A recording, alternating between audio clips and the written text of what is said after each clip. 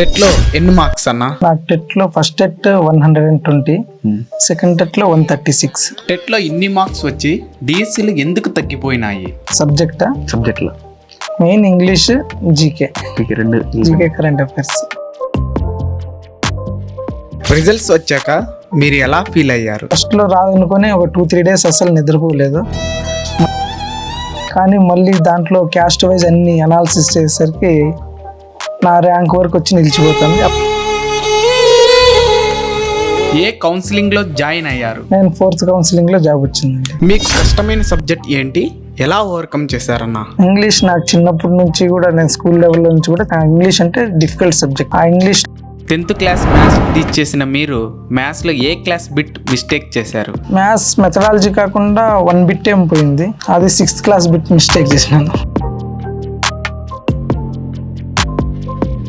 మీ friends 5 మందిలో ఒకరికి job రాకపోవడానికి కారణం ఏంటి? ఆ సార్ యాక్చువల్గా మ్యాథ్స్ అన్ని సబ్జెక్టులోనూ మా అందరికంటే స్ట్రాంగ్ అతను. కానీ అతను ఎగ్జామ్ రాసినప్పుడు ఫస్ట్ సైకాలజీ అటెంప్ట్ చేసినాడు.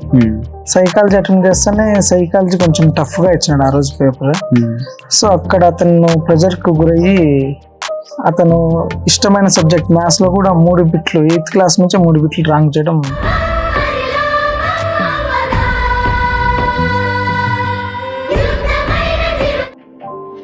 హాయ్, నా పేరు యోగేంద్ర. ఒక్క సబ్స్క్రైబ్ చేసి మన ఛానల్ అయితే సపోర్ట్ చేయండి. సో వీడియో నచ్చితే మాత్రం ఒక లైక్ చేసి అందరికీ అయితే షేర్ చేయండి.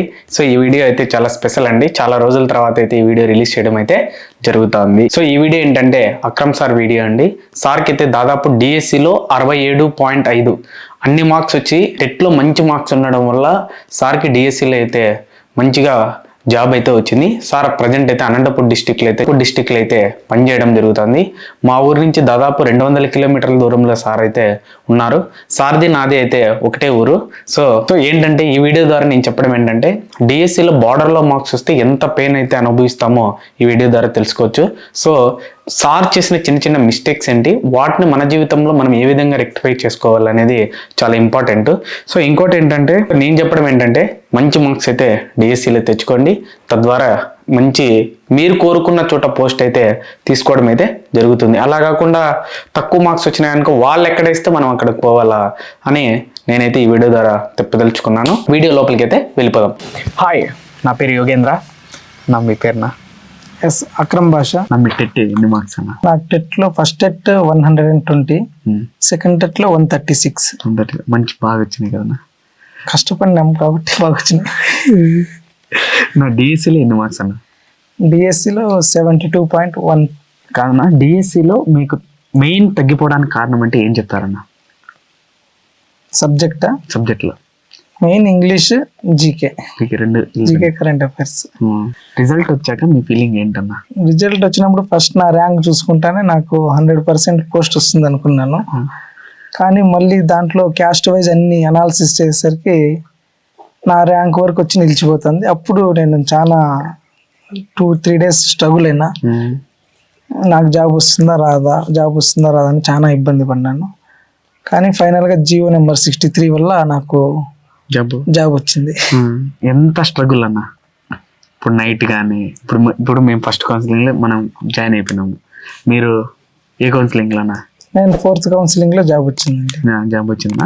కాదన్నా, అన్ని కౌన్సిలింగ్ లో ఉన్నప్పుడు జాబ్ వస్తుందా రాదని ఆ ఫీలింగ్ ఎట్లా ఉండేదన్నా? ఫస్ట్ సెకండ్ కౌన్సిలింగ్ అయిన తర్వాత నేను ఒక 2-3 డేస్ సెల్ తీసుకోవడము, ఆ లిస్ట్ తీసుకొని అనాలిసిస్ చేసుకోవడం, మనకు జాబ్ వస్తుందా రాదని. ఫస్ట్లో రాదనుకొని ఒక 2-3 డేస్ అసలు నిద్రపోలేదు.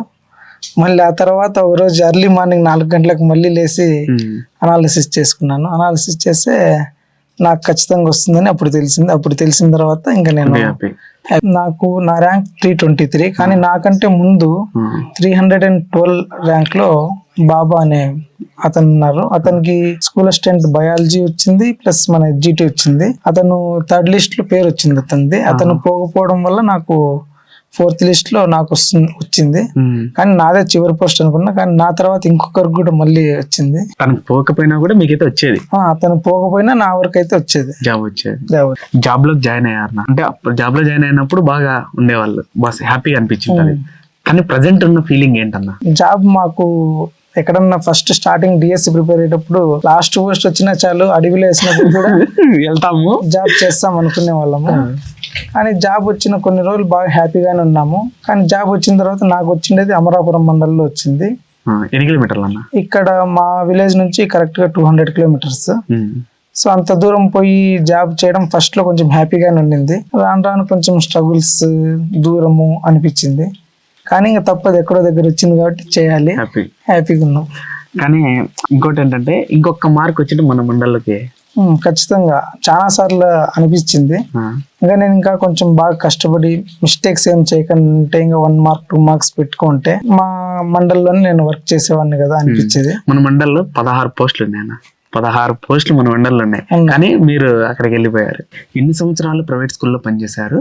ఎందుకు అన్ని సంవత్సరాలు ప్రైవేట్ స్కూల్లో పనిచేయాల్సి వచ్చిందన్న? నాది బీఈడి 2012లోనే కంప్లీట్ అయింది. కానీ అప్పటికి మన గవర్నమెంట్ డైట్ వాళ్ళకి మాత్రమే ఎగ్జిట్కి ఎలిజిబుల్, బిఎడ్ చేసిన వాళ్ళు స్కూల్ అసిస్టెంట్కి మాత్రమే ఎలిజిబుల్ అని జియో ఇచ్చారు. ఇంకా అప్పటి నుంచి నేను మళ్ళీ డైట్ చేయాలంటే కంపల్సరీ ఆర్థికంగా మనము ఎకనామికలీ కొంచెం వెనకబడినాం కాబట్టి ఇబ్బంది అనిపించింది. అందుకోసం నేను ప్రైవేట్ స్కూల్కి పోవాల్సి వచ్చింది. అక్కడ పోయిన తర్వాత అక్కడ 5 years వర్క్ చేసే కంటిన్యూగా వర్క్ చేసిన తర్వాత అక్కడ మనము డైట్ అక్కడే కంప్లీట్ చేసుకోవడము, మళ్ళీ నెక్స్ట్ కోచింగ్ కావాల్సిన అమౌంట్ కొంచెం సమకూర్చుకోవడం, ఆ తర్వాత బయటకు రావడం, కోచింగ్ తీసుకోవడము, నెక్స్ట్ ఇంకా డిఎస్సికి దాదాపు 1.5 year ప్రిపేర్ కావడము, ఆ తర్వాత జాబ్. కానీ మీరు ఎంతమంది కోచింగ్కి వెళ్ళారు? అందరూ ఒకటే చోట నుంచి వెళ్ళారు? మేమంతా స్కూల్లో ఒకే ప్రైవేట్ స్కూల్లో పనిచేసే వాళ్ళము. మేమందరం ఒకేసారి 5 మంది స్కూల్ డ్రాప్ చేసి కోచింగ్కి వెళ్ళిపోయాము. 5 మందిలో 4 members కు జాబ్ వచ్చింది, 1 member కు మిస్ అయింది. ఒక్కరికి మాత్రమే జాబ్ రాలేదు కదన్నా. ఆ సార్ చేసిన మిస్టేక్స్ ఏంటంటే, ఆ సార్ యాక్చువల్ గా మ్యాథ్స్ అన్ని సబ్జెక్ట్ లోనూ మా అందరికంటే స్ట్రాంగ్ అతను. కానీ అతను ఎగ్జామ్ రాసినప్పుడు ఫస్ట్ సైకాలజీ అటెంప్ట్ చేసినాడు. సైకాలజీ అటెంప్ట్ చేస్తేనే సైకాలజీ కొంచెం టఫ్ గా ఇచ్చినాడు ఆ రోజు పేపర్. సో అక్కడ అతను ప్రెజర్ కు గురయ్యి అతను ఇష్టమైన సబ్జెక్ట్ మ్యాథ్స్ లో కూడా 3 బిట్లు 8th class నుంచి 3 బిట్లు రాంగ్ చేయడం అతనికి మైనస్ అయింది. సో అతనికి మార్క్స్ అక్కడ వెళ్ళిపోయినాయి. అంటే ఏ సబ్జెక్ట్ ముందు చేయాలన్నా? మనకి ఏదైతే బాగా వస్తుందో ఆ సబ్జెక్ట్ ను ఫస్ట్ చేస్తే మన మైండ్ కూడా ఆటోమేటిక్ గా మనకు అనుకూలంగా తయారవుతుంది. ఏ బిట్ ఇచ్చినా మనం చేయగలము అని. మనం కష్టమైన సబ్జెక్ట్ ఫస్ట్ చేసినామంటే మన మైండ్ ప్రెజర్ అయిపోయి మనకు వచ్చేది కూడా మర్చిపోయే ఛాన్స్ ఉంటుంది.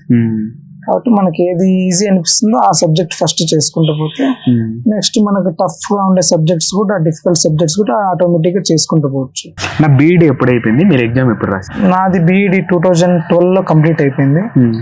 నేను డిఎస్సి 2018 డిఎస్సి. నా పిఐ ఎలా చదివారు? ఏ బుక్స్ చదివారు? నాకు బిఎడ్ లోనే ఫిలాసఫీ అనే బుక్ ఉంది. సో ఆ బుక్ నే నేను ఎక్కువ బిఎడ్ అప్పుడే ఫిలాసఫీ బుక్ బాగా చదవడం వల్ల నాకు ఇక్కడ పిఐ అనేది చాలా ఈజీగా అనిపించింది. ఇక్కడ కూడా నేను అకాడమిక్ బుక్ తీసుకొని చదివాను. రెఫరెన్స్ కోసం S&S పబ్లికేషన్ తీసుకుని అప్పుడప్పుడు చూసుకుంటాను. S&S పబ్లికేషన్ లో వచ్చాయన్న? తక్కువ వచ్చాయి, మాక్సిమం తక్కువ. ఆ బిట్ అంటే మన టెక్స్ట్ బుక్ దాటి వెళ్ళాడు. టెక్స్ట్ బుక్ దాటి అయితే పోలేదు, జస్ట్ రెఫరెన్స్ కోసం ఎక్కడన్నా అకాడమిక్ బుక్ లో ఏమన్నా మిస్ అవుతాయేమో, అందులో ఏమన్నా కొత్త పాయింట్లు ఉంటాయేమో అని చూసుకోవడం కోసం రెఫరెన్స్. టెక్స్ట్ బుక్ దాటి పిఐ వెళ్ళాడన్న మీకు అనిపించింది? అనిపించలేదు, టెక్స్ట్ బుక్ లోనే ఉన్నా ఆల్మోస్ట్. సైకాలజీ ఎలా చదివారన్న? సైకాలజీ కూడా సేమ్, నేను బిఎడ్ చేశాను కాబట్టి బిఎడ్ లో ఆల్మోస్ట్ సైకాలజీ, ఫిలాసఫీ 2 సబ్జెక్ట్స్ అక్కడ బాగా చదివినాము కాబట్టి మాకు ఈ ఎగ్జిట్ ప్రిపేర్ అయ్యేటప్పుడు సైకాలజీ పరంగా ఎటువంటి డిఫికల్ట్ అనేది అనిపించలేదు, ఈజీగానే ఉండింది. సేమ్ అన్ని సబ్జెక్ట్స్ చదివినట్లు దాన్ని కూడా టైం స్పెండ్ చేసి చదువుకుంటూ వచ్చినాం. ఎందుకంటే ఆల్రెడీ మాకు టచ్ లో ఉంది కాబట్టి కొంచెం ఈజీగానే అనిపించింది సైకాలజీ వరకు. ప్రైవేట్ స్కూల్లో పనిచేస్తూ ఇప్పుడున్న పరిస్థితుల్లో డిఎస్సి కొట్టడం అవుతాదన్న? ఇంపాసిబుల్, అది అస్సలు జరగదు ఖచ్చితంగా. ఎందుకంటే ఇప్పుడు ప్రజెంట్ ఉండే కాంపిటీషన్ కు లాంగ్ ప్రిపరేషన్ ఉంటేనే జాబ్ కొట్టగలం. ఒక స్కూల్లో వర్క్ చేస్తూ మళ్ళీ ప్రిపేర్ కావాలంటే అది జరగని పని.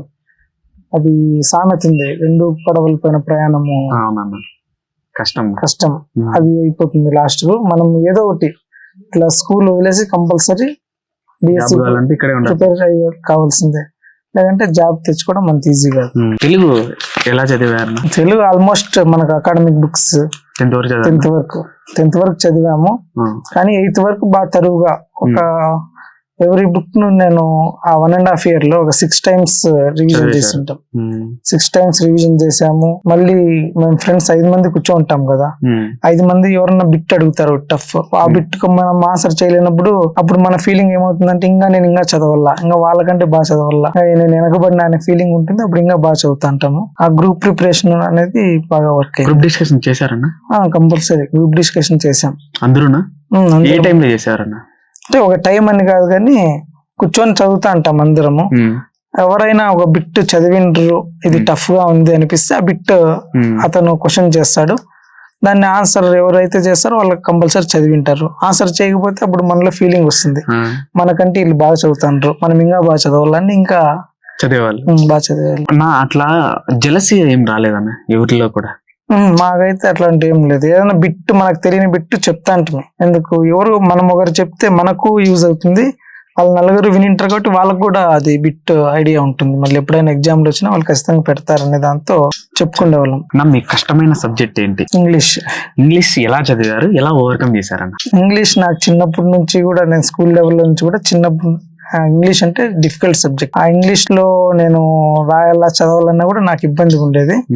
కానీ మాకు కొన్ని కోచింగ్ తీసుకోవడం వల్ల కొంచెం గ్రామర్ ఇవి అవి నేర్చుకోవడం వల్ల మనం టోటల్ గా కాకపోయినా ఒక 60-70% ఓవర్కమ్ అయినాం ఇంగ్లీష్ లో. మార్క్స్ ఇంగ్లీష్ లో మార్క్స్ రాలేదు, ఇంగ్లీష్ లో 6.5 మార్క్ వచ్చాయి అంతే. 15 మార్క్స్ గానీ 6.5 వచ్చాయి. దానికి నేను ఇంగ్లీష్ ప్రిపరేషన్ ఎప్పుడు లాస్ట్ ఎగ్జామ్ 2 days ఉండగా అప్పుడు కంప్లీట్ గా ప్రిపేర్ అయ్యాను. ఎందుకంటే మధ్యలో 5 days 10 days ముందు చదివితే మళ్ళీ ఆ టైంకి నేను మర్చిపోతాను. అందుకోసం లాస్ట్ 2 days మాత్రమే చదివాను దాన్ని. అందువల్ల నాకు కొంచెం ఇంగ్లీష్ కూడా ఈజీ అనిపించింది. చేశారు, యావరేజ్ వచ్చాయి మార్క్స్ అయితే, లో లేకుండా యావరేజ్ వచ్చాయి. కానీ ఇంగ్లీష్ కోసము టెక్స్ట్ బుక్స్ చదివారా లేదన్నా? టెక్స్ట్ బుక్స్ చదివాము, గ్రామర్ వరకు. నెక్స్ట్ పోయట్స్ ఉంటారు, ఆర్థర్స్, వాళ్ళ వరకు చదివాం. నెక్స్ట్ ఇంకా మళ్ళీ మనం రెఫరెన్స్ కోసం లోనే మాకు ఇంగ్లీష్ కోసం ఒక సపరేట్ బుక్ ఇచ్చిండ్రి, అది మాత్రం ప్రిపేర్ అయ్యేవాళ్ళము. టెక్స్ట్ బుక్స్ అవి కలిపి ప్రిపేర్ అయ్యేవాళ్ళం. సరిపోయింది. మొత్తానికి అయితే తక్కువ వచ్చాయి. ఇంగ్లీష్ లో వచ్చిందంటే ఇంకో విధంగా ఉండేదన్నా, ఎక్కడ ఉండేవాళ్ళు. ఒక 4-5 మార్కులు వచ్చినాయి ఇంగ్లీష్ లో, ఒక 4-5 బిట్లు పెట్టినా ఒక 2.5-3 మార్క్స్ వచ్చినా కూడా ఈరోజు కొంచెం ముందు ర్యాంక్ లో ముందుండి మా విలేజ్ లోనే వర్క్ చేసుకునేవాడిని. మ్యాథ్స్ ఎట్లా చేశారు అసలు? చదివారా లేదన్నా? మ్యాథ్స్ కూడా చదివే వాళ్ళమే, కానీ నా బీఎడ్ లో మ్యాథ్స్ ఫిజిక్స్ నా సబ్జెక్ట్. కానీ మ్యాథ్స్ నాకు వస్తుందని దాన్ని ఇది వదిలేయడం లేదు. ఖచ్చితంగా ఇవి 2 times చదివితే అది 1 time అన్నా ఖచ్చితంగా చదివేవాడిని. నాకు ఇప్పుడు ఒక స్కూల్లో పని చేశారు కదన్నా, ఏ సబ్జెక్ట్ టీచ్ చేశారన్న? మ్యాథ్స్. మళ్ళీ ఇక్కడ మ్యాథ్స్ అయితే చదివినారు? మ్యాథ్స్ చదివినాం కంపల్సరీ, ఎందుకంటే మనం అక్కడ చెప్పినప్పుడు ఏమైనా కొన్ని పాయింట్లు మిస్ చేసి ఉంటాం. ఇక్కడ ప్రతి పాయింట్ కూడా చదవాల్సిందే, ఎందుకంటే ఎక్కడి నుంచి బిట్టు పడుతుందో మనకు తెలియదు. కాబట్టి కంపల్సరీ ప్రిపేర్ అయ్యేవాళ్ళం. కాకపోతే అవి 2 times చదివితే రిమైనింగ్ సబ్జెక్ట్స్ ఇది 1 time అన్నా కంపల్సరీ. ఎన్ని బిట్స్ వచ్చాయి, ఎన్ని మార్క్స్ వచ్చాయన్న మ్యాథ్స్ లోనా? మ్యాథ్స్ మెథడాలజీ కాకుండా 1 bit ఏం పోయింది, అది 6th class బిట్ మిస్టేక్ చేసినాను. 10th class లెవెల్లో చెప్పేవాళ్ళనా? కానీ 6th class లో చిన్న బిట్ అది మిస్ అయింది. ఎన్ని మార్కులు పోయింటే, ఎన్ని మార్క్స్ పోయింటే, లేదా ఎన్ని బిట్లు పోయింటే మీకు జాబ్ పోయేదని? నాకు జస్ట్ 1 bit పోయినా ఈరోజు నాకు జాబ్ వచ్చేది కాదు. ఖచ్చితంగా నెక్స్ట్ డిఎస్సికి ప్రిపేర్ అయ్యేవాడిని ఏమో. ఈరోజు ఆ 1 బిట్టే నాకు ఇదయింది. మాకు వచ్చిండే స్కోర్ కంటే 1 మార్క్ తక్కువ వచ్చినా రోజు పోస్ట్ లేదు. చదవడం కూడా మనం అంతే స్ట్రాంగ్ గా చదివితే ముందుకు వెళ్ళగలం. మనం మధ్యలో డ్రాప్ అవి చేస్తే ఖచ్చితంగా కష్టం అవుతుంది. సోషల్ సైన్స్ ఎలా చదివారన్న? సోషల్ నాకు చిన్నప్పటి నుంచి స్కూల్ లెవెల్ నుంచి సోషల్ సబ్జెక్ట్ అంటే ఇష్టము. మాకు స్కూల్లో చదువుకునేటప్పుడే ప్రతి చాప్టర్ లెసన్ కు weekly once quiz type conduct చేసేవాళ్ళు. సో అప్పటి నుంచి ఆ సోషల్ సబ్జెక్ట్ అంటే ఇష్టము. అట్లా సోషల్లో ఆటోమేటిక్గా నాకు నాలెడ్జ్ ఉంది. ఇంకా సైన్స్ వరకు ఫిజిక్స్ ఇంటర్మీడియట్ డిగ్రీలో బిఎడ్లో చేసాం కాబట్టి ఫిజిక్స్ గా నాలెడ్జ్ ఉంది. ఇంకా బయాలజీ మాత్రం కొంచెం ఇబ్బంది అనిపించింది, కానీ చదవడం వల్ల దాన్ని ఓవర్కమ్ చేస్తాం. 9th 10th చదివారు? 9th 10th చదివాము, కానీ పూర్తి అయితే చదవలేకపోయాం. బట్ ప్రాబ్లం అయితే రాలేదు. ప్రాబ్లం అయితే రాలేదు. మెథడాలజీ ఎలా చదివారు, ఏ బుక్స్ చదివారు? మెథడాలజీకి అకాడమీ బుక్స్ మేము 2013-15 బ్యాచ్ మాది డైట్. అప్పుడుండే అకాడమీ బుక్స్ చదివాం. మళ్ళీ మనం 18 కంటే ముందు డ్రాఫ్ట్ కాపీస్ వచ్చాయి, ఆ బుక్స్ చదివాం. మళ్ళీ కోచింగ్ సెంటర్ లో మాకు సపరేట్ గా మెటీరియల్ ఇచ్చారు, అవి చదివాం. 3 కలిపి చదివి దాన్ని ఓవర్కమ్ చేసాం. నా జీకే మీకు పోయినాయని చెప్పారు కదా, ఎట్లా అంటే జీకేని మీరు చదవలేదన్నా? జీకేని చదివాము, కానీ కరెంట్ అఫైర్స్ ఎక్కువ మార్కులు పోయినట్టున్నాయి. కరెంట్ అఫైర్స్ జీకే నుంచి 10 గాను 4 మార్క్స్ మాత్రమే వచ్చాయి.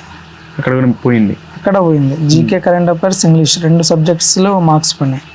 జీకేకి ఏ బుక్స్ చదివినారు? జీకేకి హైటెక్ విజయరహస్యం మాత్రం చదివినాము. కరెంట్ అఫైర్స్ కోసం షైన్ ఇండియా తీసుకొని చదివినాము. కానీ న్యూస్ పేపర్ చదవడం వల్ల కూడా యూజ్ ఉంటుంది, చదవాల్సిందే. షైన్ ఇండియాలో 100% వచ్చాయన్న? షైన్ ఇండియా నుంచి అయితే రావడం లేదు, ఎందుకంటే మనం న్యూస్ పేపర్ చదివితే దాని నుంచి ఎక్కువ వస్తాయి, కానీ షైన్ ఇండియాలో అన్ని టాపిక్స్ కవర్ చేయలేరు. సో అది ఏ బిట్ అయినా పోవచ్చు, చెప్పలేము. 2 డిఎస్సీలు ఆల్రెడీ మీరు రాసినారన్న, కానీ 3వ డిఎస్సీ రాసినప్పుడు ఎంత ప్రెజర్ ఉండింది, ఎట్లా ప్రెజర్ని ఓవర్కమ్ చేశారు? ఫస్ట్ 2 డిఎస్సీలు రాసినప్పుడు బిఎడ్ వాళ్ళకు ఎడ్జిటిక్ ఛాన్స్ లేకుండా పోయింది. సో అప్పుడు మేము ఆల్రెడీ స్కూల్లో వర్క్ చేసినాం కాబట్టి ఏదో లైట్ గా ప్రిపరేషన్ అయ్యి స్కూల్ అసిస్టెంట్ పోయి రాసాం. స్కూల్ అసిస్టెంట్ పోస్ట్ అన్ని కలిపిన 10, 15, 20 ఇట్లా ఉంటాయి. సో అక్కడ మాకు కొంచెం ఇబ్బంది అనిపించింది. ఎడ్జిటి కోసం చదవలేదు. ఎడ్జిటి కోసం చదవాలని ఒక 6 బిఎడ్ కంప్లీట్ అయినప్పటి నుంచి ఎడ్జిటి పైన ఉంది. ఎడ్జిటి జాబ్ కొట్టాలా, ఎడ్జిటి జాబ్ ఎట్లయినా సాధించాలని. లాస్ట్ కు 6 ఇయర్స్ పట్టింది దాన్ని సాధించేకి. ఆ 6 ఇయర్స్ లో 3rd డిఎస్ 2018 డిఎస్ రాసేటప్పుడు చాలా ప్రెషర్ ఉంది, ఎందుకంటే ఈ డిఎస్సి మిస్ అయితే నెక్స్ట్ డిఎస్సి ఇంకా మనము ఇది చేయలేము అని చెప్పి ఇంకా లాస్ట్ కు 1.5 ఇయర్ లాంగ్ ప్రిపరేషన్ కూర్చొని సాధించాం. మీరు కోచింగ్ వెళ్ళినారు కదా? వెళ్ళాను, కోచింగ్ వెళ్ళాను. కోచింగ్కి వెళ్తే అన్ని సబ్జెక్టులు మీకు కోచింగ్ తీసుకున్నారా? మీకు కావాల్సిన సబ్జెక్టులు మాత్రమే కోచింగ్ తీసుకున్నారన్న? అన్ని సబ్జెక్టులు కోచింగ్ తీసుకున్నాము, ఒక మ్యాథ్స్ తప్ప. మ్యాథ్స్ కి అయితే సక్రమంగా పోలేదు. రిమైనింగ్ సబ్జెక్ట్స్ అన్ని పోయినాం, ఎందుకంటే ఏ చిన్న బిట్ మిస్ అయినా మళ్ళీ ఇబ్బంది పడతామని వాళ్ళేం చెప్తాను, మనమేం చదువుతాం అన్ని చూసుకొని కవర్ అవుతాయని ఖచ్చితంగా కోచింగ్ అయితే తీసుకున్నాం అన్ని సబ్జెక్ట్స్. మ్యాథ్స్ కి అయితే పోలేదు. ఏ సబ్జెక్ట్స్ మీరు ఎక్కువ కాన్సన్ట్రేట్ చేశారన్న కోచింగ్ సెంటర్ లో? ఇంగ్లీష్, సైకాలజీ, మెథడాలజీ, మూడింటినే కాన్సన్ట్రేషన్. ఎక్కువ వాటి కోసం వెళ్ళారన్నా? మెయిన్ ఇంగ్లీష్, మెథడాలజీ కోసమే వెళ్ళారు. ఇప్పుడున్న పరిస్థితుల్లో ఆన్లైన్ కోచింగ్ కరెక్టేనన్నా? ప్రజెంట్ సిచ్యువేషన్ లో ఆన్లైన్ కోచింగ్ అంటే చాలా ఇబ్బంది పడతారు, ఎందుకంటే మనం సెల్ కి అడిక్ట్ అయిపోయినామనుకో మళ్ళీ మన మైండ్ మామూలుగా ఆఫ్లైన్ లో ప్రిపేర్ కావాలంటే మనం ప్రిపేర్ కాలేం, ఎందుకంటే ఆన్లైన్ దానికల్లా చూసినామంటే అది అలాగే ఉంటుంది. కానీ అది చాలా కష్టమైనది కోచింగ్, ఎందుకంటే మనకు అనుకున్నట్లు రాదు ఆన్లైన్ క్లాసులు. ఏదైనా మనం కంపల్సరీ అకాడమీ టెక్స్ట్ బుక్లు తీసుకొని చదివితేనే గెయిన్ అవుతాం. అలా కాకుండా ఆన్లైన్ కోచింగ్ అంటే ఎప్పుడైనా లాస్ట్ లో మనం పేపర్స్ కావాలంటే చూసుకోవచ్చు ఆన్లైన్ లో, ఎగ్జామ్ పేపర్స్ అట్లాంటివి ఏమన్నా కావాలంటే 1 or 2 days అట్లా తీసుకొని పేపర్స్ చూసుకొని ప్రాక్టీస్ చేయొచ్చు. అంతేగాని ఆన్లైన్ క్లాసులు అంటే ఇబ్బంది అవుతుంది. మనం ఏదైనా ఒక సబ్జెక్ట్, మనకి ఏదైతే డిఫికల్ట్ సబ్జెక్ట్ ఉంటుందో ఆ సబ్జెక్ట్ ఒక్కదాన్ని మాత్రమే మనము ఆన్లైన్ లో 1 or 2 times మనం దాన్ని విని ఇది చేసుకుంటే సరిపోతుంది. అన్ని సబ్జెక్ట్స్ ఆన్లైన్ లోనే మనము కోచింగ్ తీసుకొని ప్రిపేర్ కావాలంటే అది జరగదు. ఒకవేళ జరిగినా కూడా మనకు పోస్ట్ కొట్టడం చాలా కష్టం అవుతుంది. నా మొబైల్ మీరు వాడే వల్ల దాని మీద మీ అభిప్రాయం? నేను 1.5 year ప్రిపేర్ అయ్యానండి. ఈ 1.5 year లో మొబైల్ అయితే జస్ట్ వర్కింగ్ లో ఉండేది, వాడేవాడిని కాదు. రీఛార్జ్ చేసేవాళ్ళదా? రీఛార్జ్ చేసుకుంటాం, ఎందుకంటే ఇంటి దగ్గర నుంచి మనకు కాల్స్ వస్తాయి, అమ్మ నాన్న చేస్తా అంటారు, డబ్బులు అవసరమా, ఎలా ఉన్నావు, తింటానో లేదా అని. దానికోసం మాత్రమే రీఛార్జ్ చేసుకొని సైలెంట్లో పెట్టేవాళ్ళము. ఎప్పుడన్నా మనకు లంచ్ బ్రేక్ ఇట్లాంటి టైంలో మాత్రమే దాన్ని యూస్ చేసి వాళ్ళకి ఒకసారి ఫోన్ చేసి మాట్లాడి మనకి ఏంటన్నా ఆన్లైన్లో ఏమన్నా ఇన్ఫర్మేషన్ వస్తుందేమో గ్రూప్స్లో డిఎస్సి ఇన్ఫర్మేషన్ ఏమన్నా వస్తే దాన్ని ఒకసారి చూసుకొని పెట్టేసేవాళ్ళమండి. ఇంకా అదే పనిగా అయితే మొబైల్ అయితే యూస్ చేసింది లేదు ఇప్పుడే. కానీ ఎవరన్నా మొబైల్లో మీ ఫ్రెండ్స్ వాడేవాళ్ళన్నా? ఎవ్వరు లేదు, అందరికీ రూమ్లో స్ట్రిక్ట్గా ఉంటామండి 5 మంది. ఒకరికి ఉన్నట్లు అందరికీ ఉంటుంది, ఎందుకంటే మొబైల్స్ అందరూ స్విచ్ ఆఫ్ సైలెంట్లో పెట్టుకోవాల్సిందే. అందరూ ఒకరు వాడి ఇంకోరు అయితే ఇంకొకరికి డిస్టర్బెన్స్ కదా, అందుకోసం 5 మంది సైలెంట్లో పెట్టేస్తాం. ఎవరికన్నా ఏదైనా అర్జెంట్ అయితే బయటికి పోయి ఫోన్ మాట్లాడతారు, అర్జెంట్ అంతే. డైలీ ఎన్ని గంటలు చదువుతాను అన్న? Daily 10 to 12 hours non stop. మధ్యలో ఓన్లీ టిఫిన్ కొంచెం 1/2 hour, లంచ్ అప్పుడు 1 hour, మళ్ళీ నైట్ టైంలో డిన్నర్కి 1 hour. కానీ నైట్ ఎంతవరకు చదువుతా అన్న? 11. మార్నింగ్ ఎన్ని గంటలు లేస్తారు అన్న? మార్నింగ్ 5. అందరూ అంతేనా? అందరూ ఆల్మోస్ట్ అంతే. కాకపోతే కొంతమంది నైట్ ఎక్కువ చదివే వాళ్ళు ఉంటారు, 1 hour 2 hour. వాళ్ళకి ఎందుకంటే మాకు 2 rooms ఉన్నాయి. ఒక రూమ్లో చదువుకుంటా అంటే ఇంకో రూమ్లో వాళ్ళు పడుకునే వాళ్ళు పడుకుంటారు. అర్లీ మార్నింగ్ లేచిన వాళ్ళు ఆ రూమ్లోకి పోయి చదువుకుంటారు, బెస్ట్. పడుకునే వాళ్ళు పడుకుంటారు. మీరున్న 5 మెంబర్స్న ఒకటే ప్లాన్ ఫాలో అయ్యారా? అంటే ఒకటే సబ్జెక్ట్స్ అవుతున్నారు అందరూ, డిఫరెంట్ ప్లాన్స్ ఉన్నాయని అందరికీ? లేదు, ఇండివిజువల్, ఎవరికి వాళ్ళు, ఎవరు టైం టేబుల్ వాళ్ళు ఫాలో అయ్యేవాళ్ళు, ఎవరు సబ్జెక్ట్ వాళ్ళు. అందరూ ఒకే సబ్జెక్ట్ అంటే అందరూ ఒకేసారి కంప్లీట్ చేయలేరు. కొంతమంది ఫాస్ట్ చదువుతారు, కొంతమంది స్లోగా చదువుతారు. సో అందరూ ఒకేసారి కంప్లీట్ చేయలేరు. ఎవరు ఇండివిజువల్గా వాళ్ళు. నేను తెలుగు సబ్జెక్ట్ చదువుతా అంటే మా ఫ్రెండ్ ఇంకో అతను ఇంగ్లీష్ చదువుతాంటారు, ఒకరు మ్యాథ్స్ చదువుతాంటారు. వాళ్ళ ఇష్టం, వాళ్ళకి ఏది ఇంట్రెస్ట్ ఉంటే చదువుకుంటూ పోతాంటారు. ఏమన్నా డౌట్స్ ఉంటే తెప్పించుకునేవాళ్ళు. ఏమన్నా మనకు దాంట్లో డౌట్స్ ఏమన్నా ఉన్నప్పుడు రైజ్ చేస్తారు. రైజ్ చేసినప్పుడు ఎవరికైతే ఆన్సర్ వస్తుందో వాళ్ళు చెప్తారు. లేదా వాళ్ళకి తెలియకపోతే ఇంక మనం ఎట్లా సెర్చ్ చేసుకొని కనుక్కుండే వాళ్ళం. నోటిఫికేషన్ పడ్డాక మీ స్ట్రాటజీస్ ఏమన్నా మార్చారన్నా? నోటిఫికేషన్ పడకముందు ఫస్ట్ స్టార్టింగ్ ప్రిపరేషన్ స్టార్ట్ చేసినప్పుడు డైలీ 4 సబ్జెక్టులు చదివేవాళ్ళం. ప్రతిరోజు 4 సబ్జెక్టులు టైం కేటాయించి టైం టేబుల్ వేసుకొని చదివేవాళ్ళము. కానీ మళ్ళీ 2-3 times రివిజన్ కంప్లీట్ అయిన తర్వాత సబ్జెక్ట్ వైజ్ చదివాం. తెలుగు సబ్జెక్ట్ స్టార్ట్ చేస్తే 6th 7th 8th 9th 10th complete అయ్యేంత వరకు తెలుగే చదువుతాం. 2 days కావచ్చు, 3 days కావచ్చు. ఎన్ని రోజులు కంప్లీట్ అయితే అన్ని రోజులు ఇట్లా కంప్లీట్గా చేసుకుంటూ పోయాం. లాస్ట్ ఇంకా డిఎస్సి నోటిఫికేషన్ వచ్చిన తర్వాత ప్రాక్టీస్ ఎక్కువ చేసాం. మనకి ఎక్కడైనా క్వశ్చన్ పేపర్స్ ఆన్లైన్లో దొరుకుతాయి, అలాంటివి తీసుకొని ఓల్డ్ ప్రీవియస్ పేపర్స్ అవి తీసుకొని ప్రాక్టీస్ చేసేవాళ్ళం. ఎక్కువ సమయం దానికైతే కేటాయించాం ప్రాక్టీస్కి. లాస్ట్లో ఎంత మనం ప్రాక్టీస్ చేస్తే మనకు అంత బాగా ఇది అవుతుంది. ఊరికే చదివి సైలెంట్గా అయిపోతే మనకు సబ్జెక్ట్ ఉండదు. ప్రాక్టీస్ చేయాలి, ప్రాక్టీస్ కంపల్సరీ. నోటిఫికేషన్ పడ్డాక ఎట్లా చదివారన్న? అంటే 4 సబ్జెక్టులు 2 సబ్జెక్ట్ చదివారా? మొత్తం ఒకటే సబ్జెక్ట్? లేదు, అంతా ఒకేసారి. నోటిఫికేషన్ ఫస్ట్ స్టార్టింగ్లో మాత్రమే 2-3 times రివిజన్ చేసేంత వరకు పర్ డే 4 subjects అట్లా చదువుకుంటూ ఉండేవాళ్ళం. మళ్ళీ కొన్ని అవి కంప్లీట్ అయిన తర్వాత ఒకటే సబ్జెక్ట్ వైజ్ అయిపోయేంత వరకు. చాలా రిస్క్ కదా? కొంచెం ఇబ్బంది అనిపిస్తుంది. ఒకే సబ్జెక్ట్ చదవడం వల్ల బోర్ కూడా అనిపిస్తుంది. గుర్తుండవు కదా? గుర్తుండవు, కానీ ప్రాక్టీస్ చేస్తాం కదా, దాన్ని మనం ఒక నోట్స్ పెట్టుకుని రఫ్ వర్క్ మా దగ్గర రాసుకుంటూ ఉంటాం. కొంచెం ఐడియా ఉంటుంది. ఒకే సబ్జెక్ట్ చదవడం వల్ల మనకు ప్రతి క్లాస్లో ఉండే సబ్జెక్ట్ లింక్ అనేది వస్తుంది. మళ్ళీ గ్యాప్ ఇచ్చినామంటే ఆ లింక్ మర్చిపోతాం. అందుకు మీరు అలా నోట్స్ ఏమన్నా రాశారన్నా మీరు? నోట్స్ ఏం రాయలేదంటే జస్ట్ రఫ్ నోట్బుక్ పెట్టుకొని మనం చదివేటప్పుడు ఏమైనా ఇంపార్టెంట్ పాయింట్ వస్తే దాన్ని మాత్రం అక్కడ రాసుకొని పోతా ఉంటాం అంతే. జస్ట్ మళ్ళీ చదువుతారన్నా? మళ్ళీ చదవడం అంటలేదు. ఎప్పుడన్నా బుక్ అట్లా తిప్పుతా అన్నప్పుడు ఏదన్నా పాయింట్ చూస్తేనే ఆ బిట్ గుర్తుకు వస్తుందా లేదని చూస్తాం అంతే. ఇప్పుడు జాబ్ రాకుండా మీ ఫ్రెండ్స్ కొంతమంది ఏం చేస్తున్నారు? వాళ్ళ మనకంటే బాగున్నారా వాళ్ళు? చెప్పన్నా, చెప్పు. మనకు మా ఫ్రెండ్స్ జాబ్ రాని వాళ్ళు కొద్దిమంది బిజినెస్ పరంగా సెటిల్ అయినారు, కొంతమంది ప్రైవేట్ స్కూల్లో పనిచేస్తున్నారు. ఈ ప్రైవేట్ స్కూల్లో పనిచేస్తున్న వాళ్ళు ఏ విధంగా ఉంది వాళ్ళ ప్రజెంట్ సిచ్యువేషన్ కానీ, పనిచేయడం కానీ, వాళ్ళు ఆర్థికంగా ఉండడం కానీ ఏ విధంగా ఉందన్న? ప్రైవేట్ స్కూల్లో పనిచేసే వాళ్ళకు శాలరీస్ తక్కువ ఉన్నా వాళ్ళకి కష్టం ఎక్కువ ఉంటుంది. మనము స్కూల్కి 8 hours పోతాం అంతే, కానీ వాళ్ళు 10 hours 12 hours కష్టపడే వాళ్ళు ఉంటారు. మనకంటే శాలరీలు తక్కువే ఉంటాయి, కానీ సబ్జెక్ట్ ఉంటే ఎక్కడైనా బతకచ్చని. మీ ఫ్రెండ్స్కి సబ్జెక్ట్ బాగుంది, ఎంత ఎప్పుడు ప్రజెంట్ వాళ్ళకి ఎంత ఇస్తున్నారు? ఎట్లా బయట కానీ ఏ విధంగా ఉంది అన్న? ప్రజెంట్ మా ఫ్రెండ్స్ చాలా మంది ప్రైవేట్ స్కూల్లో పనిచేస్తున్న వాళ్ళు 30,000 to 40,000 వరకు తీస్తున్నారు మంత్లీ. ఇంకా వాళ్ళు ఈవినింగ్ టైంలో ట్యూషన్స్ అవి పెట్టి అక్కడ కూడా 20,000 వరకు తీస్తున్నారు. అంటే మొత్తం 50,000 to 60,000 ఈజీగా వస్తుంది. ఏం చేస్తున్నారు? మనకు వచ్చేది 41. అంటే ఇప్పుడు కాదు కానీ ఫ్యూచర్లో ఉంటుందని. ఫ్యూచర్లో మనకు జాబ్ ఉండడం వల్ల ఫ్యూచర్ అనేది కొంచెం మనం సేఫ్ జోన్లో ఉన్నట్లు. కానీ ప్రైవేట్ జాబ్ ఉండడం వల్ల ప్రతిసారి అట్లే కష్టపడలేం కదా. మన ఏజ్ పెరిగే కొద్దీ ఆ కష్టం అనేది తగ్గిపోతుంది, మనం చేయలేం. అప్పుడు మనకు అంత శాలరీ వస్తుందని ఇది లేదు. కాబట్టి ఏజ్లో ఉన్నప్పుడు వాళ్ళు కష్టపడి సంపాదించుకుంటున్నారు. ఇప్పుడు 6 ఏళ్ళ నుంచి అట్లా బయట ఉన్నా కూడా మీకు ప్రెజర్స్ ఉన్నాయన్న? అంటే ఇంట్లో నుంచి ఇంట్లో నుంచి కాదు, బయట నుంచి. బయట కూడా మనకు తెలియకుండా వందలు మాట్లాడుతుంటారనా, మనకు చెప్పరు అంతే. చెప్పరు.